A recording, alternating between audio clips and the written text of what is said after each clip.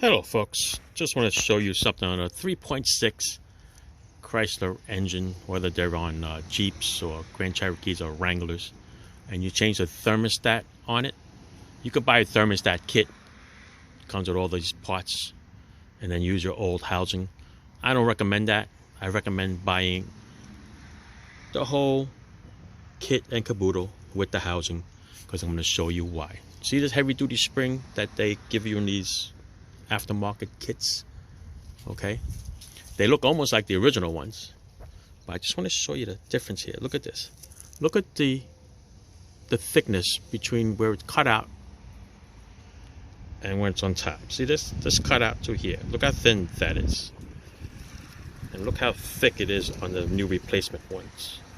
Okay, see how thick it is? That's your defect right here on the factory ones. So when you go and look at the size of the spring, look how thin that is.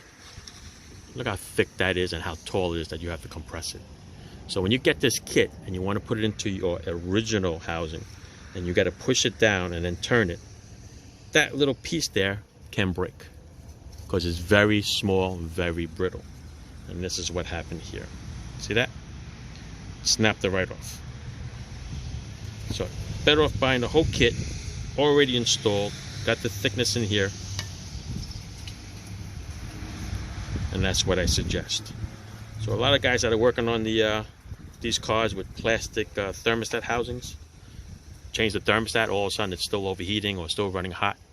Just because you put a thermostat in doesn't mean that this thing is going to break when you're running later on. Okay, it is plastic. This is almost 10 years old, this one over here. So even if you installed it and it looked good, it might have a hairline crack, and later on it'll just burst and get stuck.